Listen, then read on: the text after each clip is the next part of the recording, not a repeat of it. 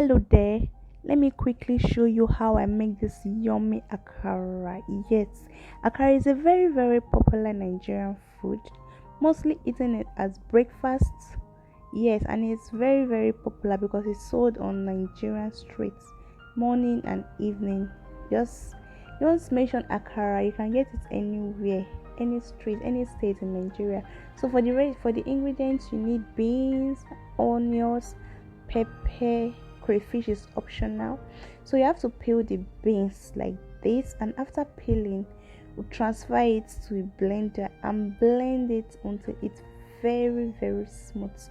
So I'm going to add just 3 pieces of Scotch bonnet. Yes, the amount of pepper you add depending on the size, rather the quantity of the beans, so you can add as much onions as you want. In goes the crayfish. This crayfish is optional, but I like adding crayfish because I won't be using any seasoning cube for this recipe. So the beans are grated. This one that's the color is kind of bright red is because I added bell peppers, while the other one I did not add bell peppers. So that's just the difference in color.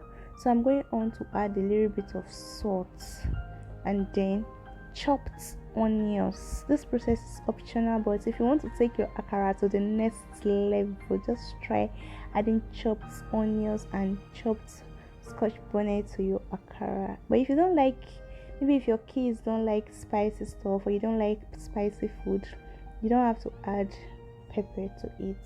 So go on and mix very well. One thing you will know Nigerians for is akara. I think every Nigerian love akara. I've not seen anybody that doesn't like akara because it's so delicious. When you finish frying it, it's crunchy on the outside and soft on the inside, and it's really filling. Just eat like 2 to 3 balls, you're already feeling full. And some people, they usually eat their own with bread. They'll just open bread and put balls of akara in the middle and call it African burger. So I've mixed it now. I went on to add vegetable oil in a pan and then throw in some onions for flavor. Now the onions is hot, the oil is hot. Time to add the beans batter that you have mixed. So I'm using this big spoon because I want the akara balls to come out big. If you want your akara balls to be smaller, use a small spoon to scoop the grinded beans into the hot oil.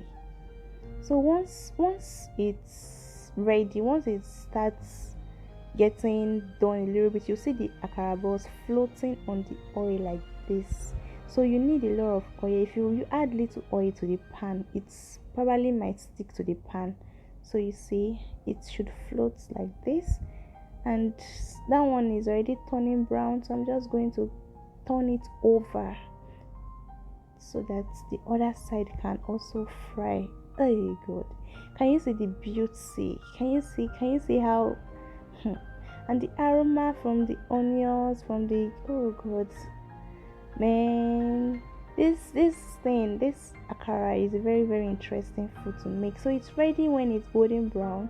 I went on to remove it and then fry the remaining batter. You can see I'm using a smaller spoon for this one because I want those ones to come out small. So just like that, you fry, you put it into the oil. When it's brown, you stir it, like you turn it over. When the other side is fried to golden brown, you remove it. That's just how we fry akara. And man, akara is a very interesting meal, an ideal Nigerian breakfast, and it's popular and not expensive to make. So you see this one now is ready. You see the look, beautiful. Oh my god.